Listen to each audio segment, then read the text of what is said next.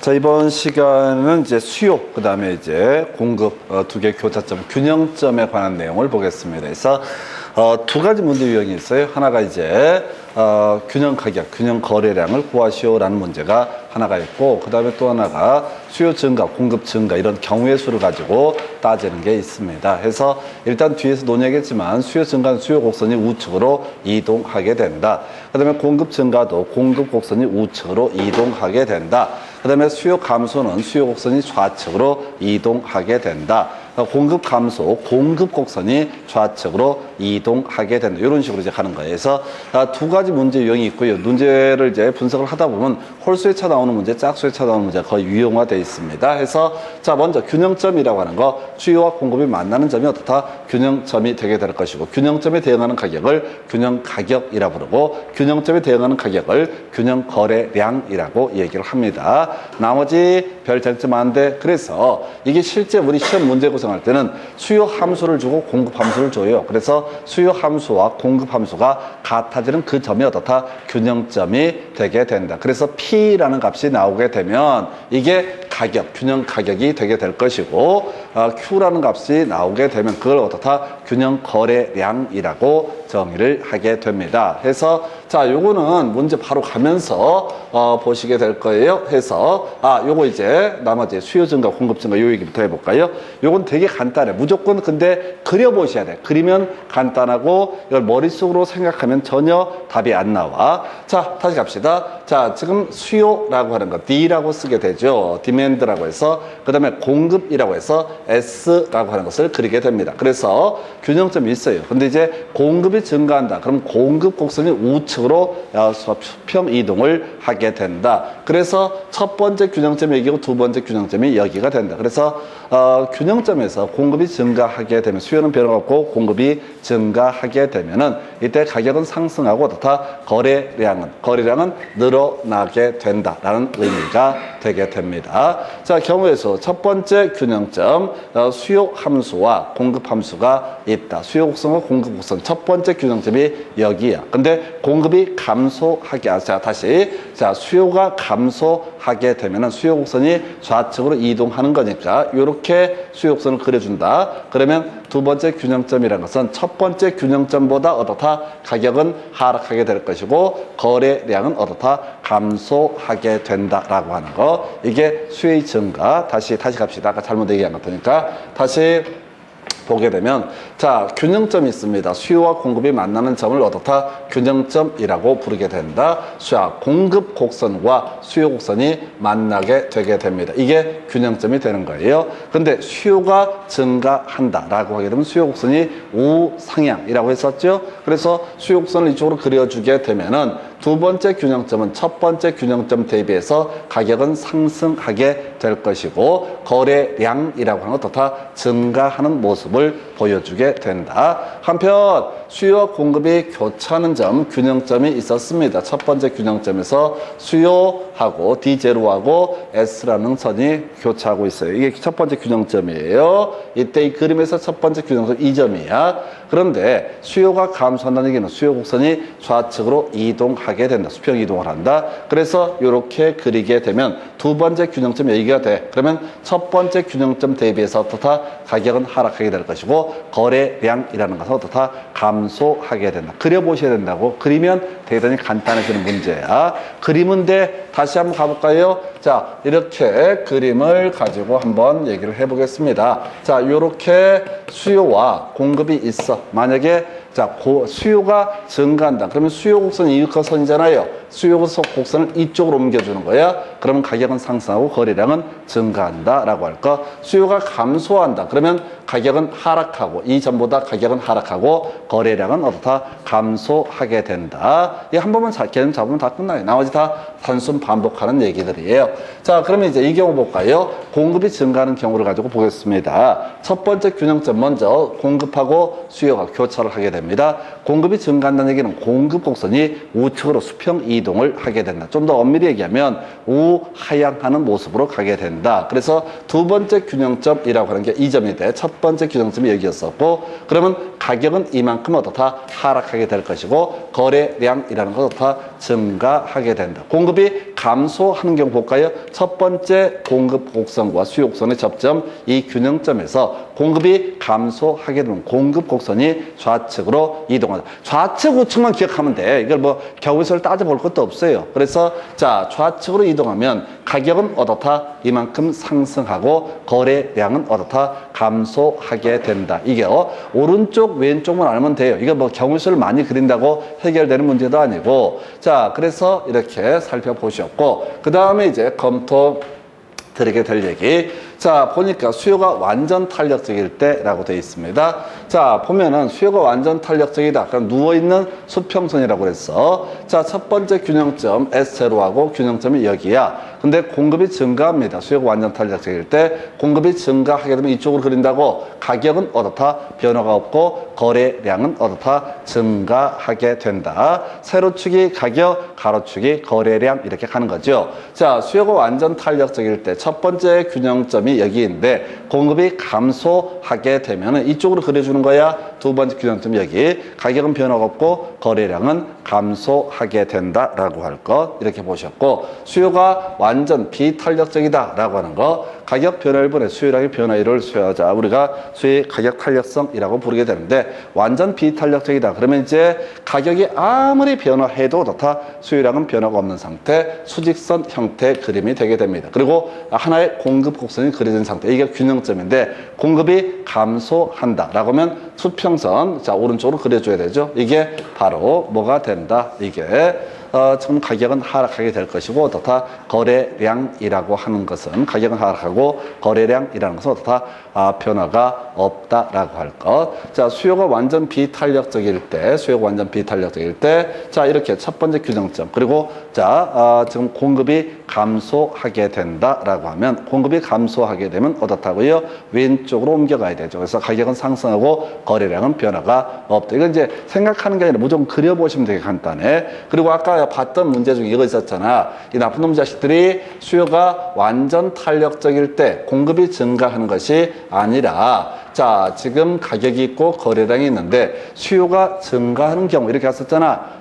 수요가 증가한다는 얘기는 수요 곡선이 우상향으로 이동하게 된다. 약간 오른쪽으로 간다. 그래서 가격은 어떻다? 상승하게 된다. 수요가 완전 탄력적일 때 수요가 감소하게 되면은 바로 가격은 하락하게 된다라고 하는 거. 거래량은 따져 물으실 일이 없습니다. 해서 이렇게. 그러면 이 문제가 나왔으니까 공급이 완전 탄력적일 때 이렇게 때릴 수 있다고요. 그냥 다 그려보면 되는 거야. 그려보면 되는 문제입니다.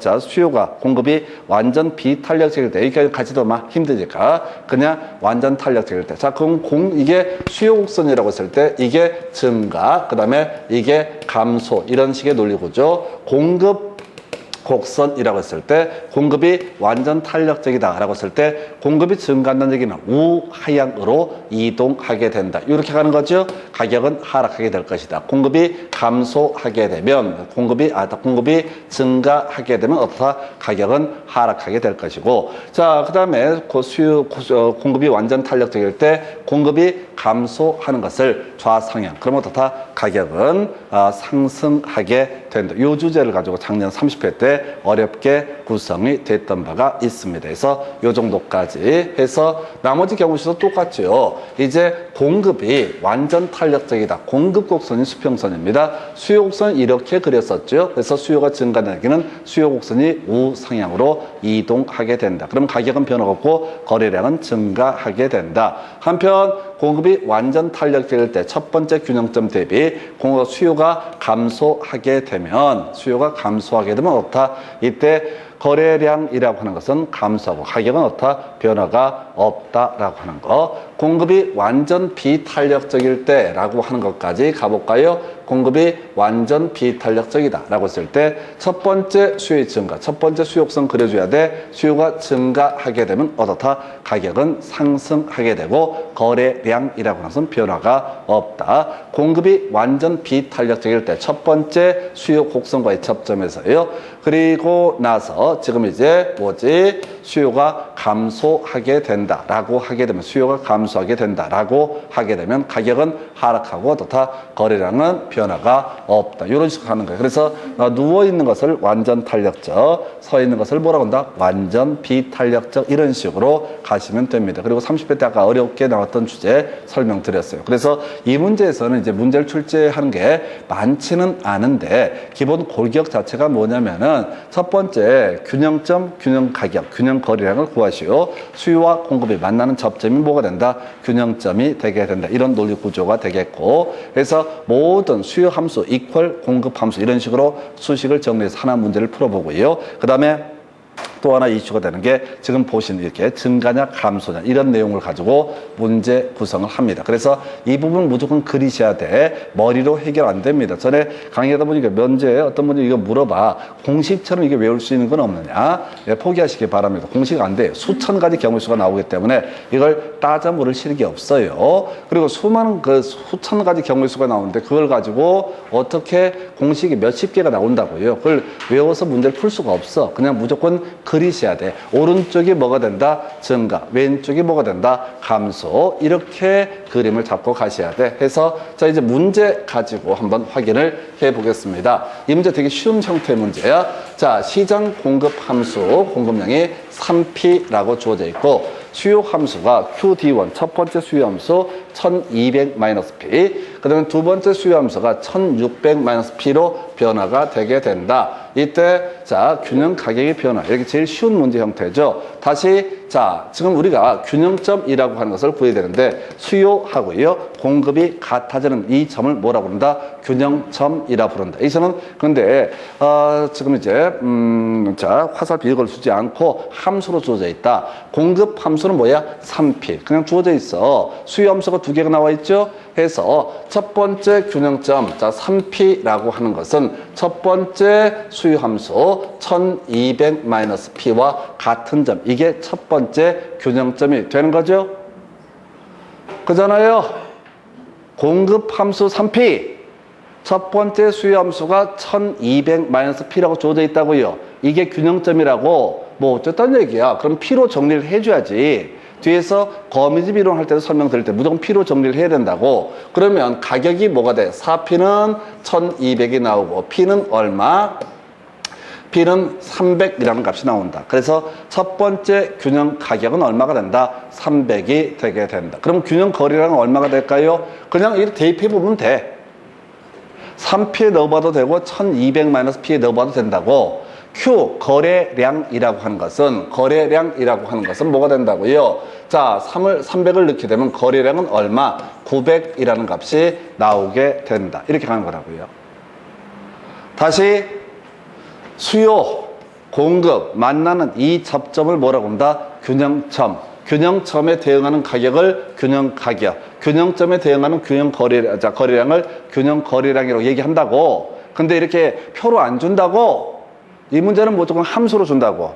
수요 함수와 공급 함수가 같아지는 점이 어떻다? 그 점이 바로 균형점이고, 균형점에 대응하는 가격을 뭐라고 한다? 균형 가격. 균형점에 대응하는 거래량을 균형 거래량이라고 부르게 된다고요. 그래서 지금 3P 공급 함수 있었죠? 그 다음에 첫 번째 수요 함수가 뭐야? 1200-P. 두 개 똑같으면 이 점이 어떻다? 균형점이다. 정리를 해보니까 가격은 얼마? 300이 될 테고 거래량은 얼마? 900이라는 값이 나온다. 왜 900이 나와? 아, 여기다가 300을 넣어보면 되잖아. 또는 여기다가 300을 넣어보게 되면, 둘 중에 하나에 넣어보게 되면 어떻다? 거래량이라고 하는 900이라는 값이 나온다. 그럼 똑같은 구조로 두 번째 균형점을 봐야 돼. 3P 공급 함수는 변화가 없습니다. 공급 함수는 변화가 없어요. 근데 수요 함수가 어떻게 바뀌었어? 1600-P로 바뀌었죠? 정리하게 되면 뭐야? 4P는 1600이 되죠? P는 얼마? 400.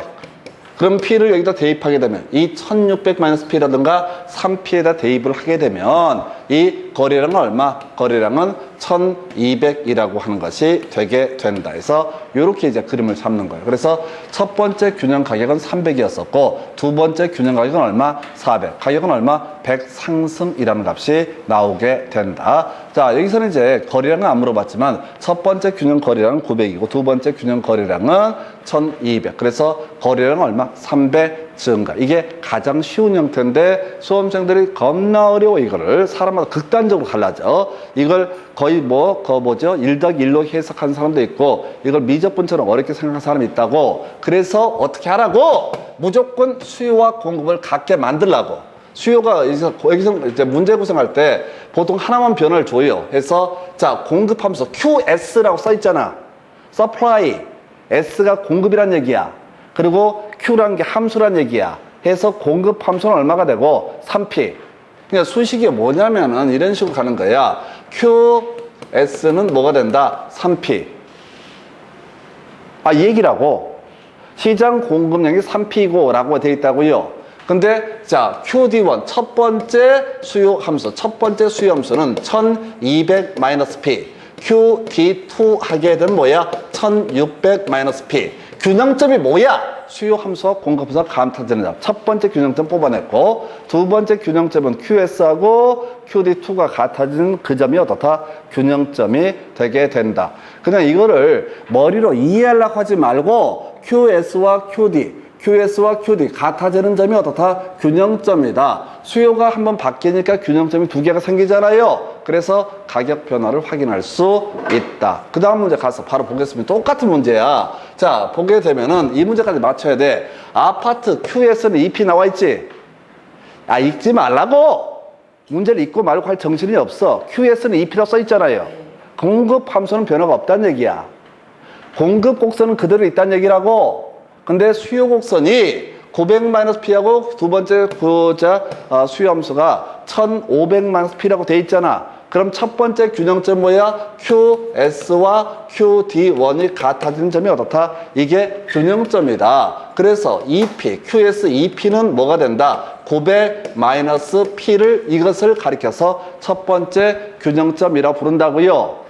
이걸 수식을 정리하면은 3P는 900이니까 P는 얼마가 돼? 300. 첫 번째 균형 가격이 얼마? 300. 그럼 거래량을 찾아봐야 되지. 여기다 그냥 대입하면 돼.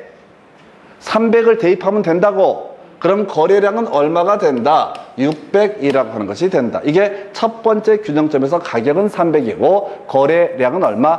600이라는 의미가 되게 됩니다. 그럼 두 번째 보게 되면 QS는 QD2 두 번째 수요 함수와 같아지는 점이 뭐가 된다? 균형점이 되게 된다. 이런 의미라고요. 그래서 QS가 뭐야? EP 그대로 있잖아. 변화가 없잖아.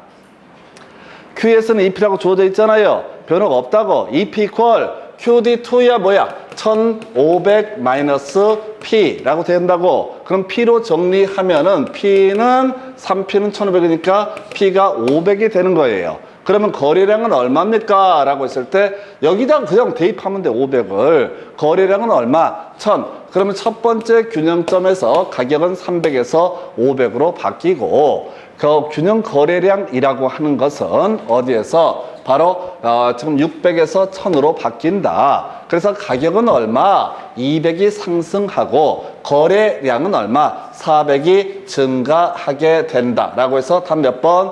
2번. 이게 거저주는 문제 형태예요.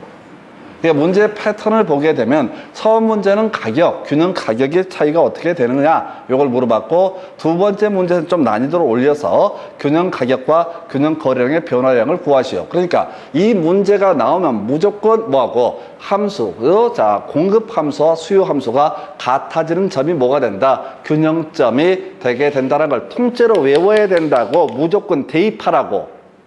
문제를 외워서 대입하시라고. 이게 이해가 되면 아무것도 아닌 거고 이해가 안 되면 그냥 대입을 하시라고. 무조건 QS, S하고 D가 같아지는 점. 근데 문제를 줄 때 항상 지금 이제 이 문제까지만 하더라도 공급 함수는 변화를 주지 않고 수요 함수를 변화를 주는 형태였어요. 그럼 이제 앞으로 문제 구성할 땐 빤하지. D는 딱 하나만 주고 QS1, QS2 이런 식으로 해서 공급의 변화를 줄 수가 있다. 이렇게 가는 거예요. 그래서 좀 어려운 문제가 이제 나와요. 이 문제야. 26회 때 문제하고 그 다음에 28회 때 문제는 무조건 줄줄줄 풀어야 되는 그런 문제 영역이야. 될 때까지 해야 돼. 이건 조금만 하면 금방 날로 먹을 수 있으니까. 그리고 나서 지금 30회 때 문제 지금 짝수의 차이 쭉 나오는 거. 자, 26회, 28회 보셨고 30회 때 나오는 걸 이제 발견을 합니다. 30회 때 문제를 접근을 해보게 되면은, 자, 이게 더럽게 어려웠어. 30회 때. 갑자기 뭐라고 되냐면, 어떤 도시의 이동식 이임대주택 시장의 수요 함수는 800-2P라고 주어져 있죠? 얘는 순서가 바뀌었어. 수요 함수만 딱 한 번 줘. 그리고 공급 함수가 첫 번째 가격이 자 200, 두 번째 공급이 얼마? 300이라고 아예 대놓고 줘버려. 아까 우리 P 막 구했었잖아요. P를 아예 미리 줘버려. 해서 첫 번째 800-2P, 2P 여기에 뭐가 첫 번째 공급이 그냥 가격은 300을 줘버린다고. 그러면 거래량이라고 하는 것은 얼마가 되는 거야? 200이라는 것이 거래량. 다시 QD라고 하는 거 800-2P였었죠? 그러면서 공급 첫 번째 P1 해가지고 300을 줘버린다고. 너무 쉬웠고 당황스러운 거야. 그럼 거래량 얼마가 돼? 200. 그냥 대입하면 되잖아. 또 800-2P인데 두 번째 가격이 얼마? 300을 줍니다. 300을 준다고. 그러면 300을 대입하면 얼마가 돼? 자, 지금 300, 잘못 계산했구나. 다시. 자, 200을 줬을 때, 첫 번째 200을 줬었는데, 제가 산수를 잘못했네요. 200을 준다라고 했으면, 여기서는 얼마? 400이라는 값이 나올 테고, 300을 주면 얼마? 200이라는 값이 나온다. 이렇게 가는 거죠. 그래서 보니까, 여기서 균형 거래량의 변화량은 얼마? 200이 되게 될 텐데 200이 어떻게 돼? 감소하게 되는 거죠. 400에서 200으로 갔으니까 거래량이 200 감소 이렇게 가는 거예요. 200이 감소 이렇게 해서 4번, 5번 중에 찍어야 된다. 이런 논리 구조고 그 다음에 지금 뭐라고 하면 공급 곡선은 가격에 대해서 니은이다 라고 되어 있죠. 공급 곡선 한번 그려볼게요. 공급 곡선 어떻게? 첫 번째 Q, P1은 얼마? 200. 그럼 P1 200 주어져 있죠? 200. 이렇다고 이 얘기라고. 그 다음에 P2는 뭐야? 300. 이게 200, 이게 300. 뭐야? 누워있잖아. 이걸 뭐라고 한다? 완전 탄력적이다. 이렇게 하는 거예요. 이 문제는 좀 어려웠어요, 사실은. 대신 이 문제를 통해서 우리가 추론을 내릴 수 있는 문제가 뭐냐면은 다시 이 문제랑 똑같이 낼 가능성이 높아요. 여기서 보면 공급 함수가 변화를 안 줬죠. 수요 함수를 두 번 줬죠. T 시점, T 플러스 1 시점이 중요한 게 아니라 두 번 시점이 나온다고. 그러면 이 문제는 보나만 앞으로 내릴 문제는 빤히 정해져 있어. 뭐라고? 수요 함수 2P. 첫 번째 공급 함수 예를 들어서 900-P, 두 번째 공급 함수 1500-P 이런 식으로 줄 거야. 무조건 같게 만드시라고. 30회 때 문제는 어려우니까 200 감소 이것까지만 가고 완전 탄력성은 몰라도 돼. 어려우니까. 근데 지금 나올 수 있는 제일 유력한 문제는 이거 똑같이 낸다고. 수요와 공급을. 그리고 나서 순서만 봐. 이제 공급을 변화를 주고 수요를 변화를 주지 않을 것이다. 그래서 그냥 이 문제하고요. 앞에 문제를 그냥 계속 그냥 해설을 보면서 외워버려. 무조건 수요 이퀄 공급, 수요 이퀄 공급 이런 식으로 가게 되면 균형점에 관한, 균형점의 변화에 관한 내용을 확인을 하실 수 있습니다. 그래서 이게 지금 이제 근데 특징이 뭐냐면 보실까요? 26회 때 나왔었죠. 써 있잖아요. 그 다음에 28회 때 나왔었죠. 그 다음에 언제 30회 때 문제가 좀 특이해졌는데 30회 때 나왔다고. 얘 특징이 뭐냐면 짝수의 나와. 올해는 31회야.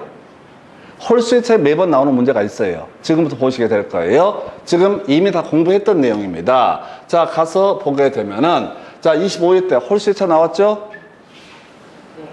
자, 그러니까 오른쪽하고 왼쪽하고 이것만 하면 돼. 이 문제를 접근할 때 오른쪽이냐 왼쪽이냐. 자, 가서 보니까 공급이 불변이고 수요가 감소하는 경우. 자, 그럼 첫 번째 수요 공급을 하나 그려줘. 공급이 감소하든 뭘 하려면 첫 번째 균형점이 있어야 되잖아요. 공급이 이게 S, 수요가 D. 그럼 공급이 감소하면 어떻게 그려야 돼? 왼쪽으로 그려야 돼? 오른쪽으로 옮겨가야 돼? 공급이 감소한다는 얘기는 이게 움직이는 거야? 이게 움직이는 거야? S입니까? D입니까? 다시 수요 곡선 D, 공급 곡선 S 이렇게 표시한다고요. S는 supply, 공급, 영문자. 그래서 S가 공급 곡선이야. 그 다음에 D가 수요 곡선이야.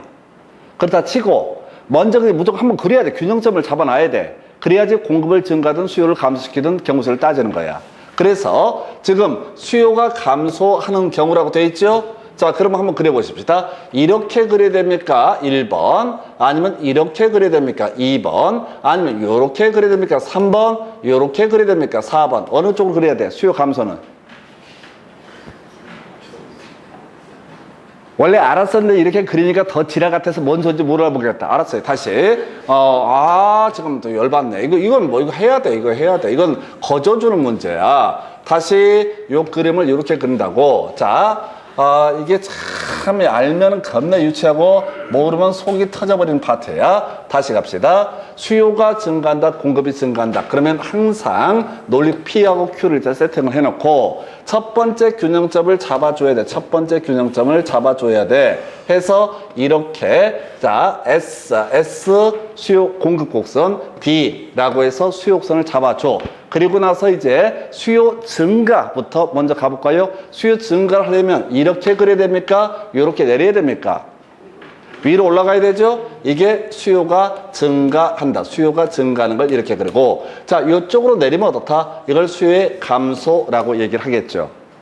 공급이 증가한다는 얘기는 공급 곡선 자체가 어느 쪽으로 요렇게 가면 어떻다? 공급이 증가한다. 왼쪽으로 올라가면 어떻다? 이것을 공급이 감소한다 라고 되어 있다고요. 많이 증가한다. 많이 움직이면 돼. 적게 증가한다. 적게 움직이면 돼. 아니, 많이 적게가 가끔 나오니까. 자, 그러면 이제 요거는 진짜 오늘 완벽하게 소화를 하셔야 돼. 아무것도 아니에요. 그냥 별것도 아니에요. 자, 해서 보게 되면은 자, 수요가 감소하는 경우라고 되어 있어. 그럼 첫 번째 균형점을 먼저 잡아봐야 돼요. 해서 수요라고 하는 거, 그 다음에 공급, 수요 먼저 그려주고 공급 그려줍니다. 그런 상태에서 수요가 불변이고, 자, 다시 이렇게 된 상태에서 수요가 감소한다고 되어 있죠? 수요가 감소하면 수요 곡선을 어떻게 해야 돼? 수요 곡선을 왼쪽으로 내려줘야 되죠? 그러면 가격은 어떻다? 하락할 것이고 거래량은 어떻다? 감소하게 된다. 그래서 수요가 감소하면 가격은 상승하고 거래량은 감소한다. 답 1번 이렇게 뽑는 거야. 틀린 걸 고르시오. 가격은 하락하고 거래량은 어떻다? 감소한다. 근데 가격 상승이라고 써 있잖아요. 이제 쫄기 시작해요. 한 몇 달 전만 해도 뭐라고 얘기해도 그냥 다 어차피 모르는 사람들이 뭐라고 손들고 물어볼 것 같아서 그냥 쌩 까는데 지금은 내공이 좀 쌓여갖고 지적질을 해야 되면 움찔합니다. 내가 잘못했나 해서 이거 올해 나올 거라고요. 홀수요차에 계속 뽑아내니까 나머지 한번 연습해 보겠습니다. 공급이 증가하는 경우라고 되어 있죠. 자, 그럼 이 그림에다가 공급을 증가한다. 공급, 이게 공급 곡선이죠. 공급을 증가할 때는 이렇게 그려야 되죠. 이 점에서 이 점으로 내려가는 거야. 그럼 가격은 하락하고 거래량은 증가하게 된다. 이렇게 가야겠고, 자, 수요의 증가가 공급의 증가보다 큰 경우 둘 다 증가했다는 얘기네요. 그러면 이걸 다시 그림을 그려서 볼까요? 수요도 자, 수요가 공급이 있고 다시 공급이 있고 수요가 있다. 근데 수요의 증가가 공급의 증가보다 크다. 그럼 수요 증가는 오른쪽으로 올려야 되죠? D로 올려야 되죠? 수요 공급을 먼저 찾아봐야 된다고. 자, D라고 하는 게 이 우하향하는 모습의 곡선을 우리가 수요 곡선을 불렀고, 자, 근데 수요의 증가가 공급의 증가보다 크다 이렇게 되어 있다고요. 그러면 수요 곡선을 이만큼 올리면 되는 거야. 그래서 이 D1이 되는 거야. 그 다음에 공급도 증가한데, 근데 조금 공급을 증가시키려면 어떻게 해야 돼? 오른쪽으로 옮겨야 되는 거죠. 오른쪽으로 이 공급 곡선을 오른쪽으로 내리면 된다. 그러면 이제 첫 번째 균형점 얘기고 두 번째 균형점 얘기가 된다. 가격은 상승하고 거래량은 증가하게 된다. 지금 첫 문제니까 다시 설명드립니다. 나중에 이거 보면 겁나 반가워. 그리면 맞추고 머릿속으로 상상하면 손을 못 대는 그런 문제 유형이에요. 자, 그 다음에 공급의 감소가 수요의 감소보다 크다. 그럼 또 그려보면 되는 거야. 연습이니까. 자, 먼저 수요. 자, 수요. 그 다음에 수요라고 하는 거. 공급이라고 하나 해놓고 공급이 감소한대요. 공급이 감소하면은 이게 공급이 감소하면 이렇게 가야 되죠? 그죠? 공급 곡선이 이거니까 이렇게 왼쪽으로 옮겨가야 된다고요. 공급의 감소. 근데 공급의 감소하고 수요도 감소하는데 공급의 감소가 더 크고 수요 감소가 더 크다. 그럼 수요 곡선을 일단 감소시키려면 왼쪽으로 또 가야 되죠. 근데 살짝 이렇게 가야 되는 거야. 살짝. 이게 더 많이 가고. 그래서 이게 개판돼 버리는데 다시 그려볼게요. 그래서 지금 다시 갑시다. 자, 다시 그림을 좀 그려서 자, 공급 수요.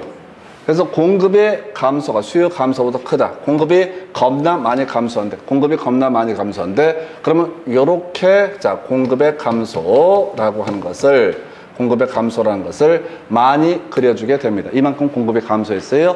그리고 수요가 조금 감소한데, 수요가 조금 감소한다라고 전제를 하게 되면, 요 수요곡선이 요렇게 이동한다. 그러면 여기가 첫 번째 균형점, 두 번째 균형점은 여기죠?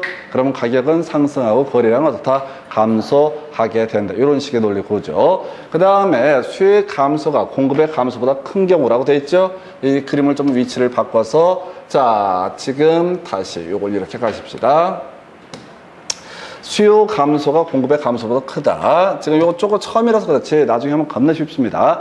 자, 수요 감소폭이 겁나 크다. 이게 수요였었지. 수요가 겁나 크게 감소한다. 요렇게 감소를 하고요.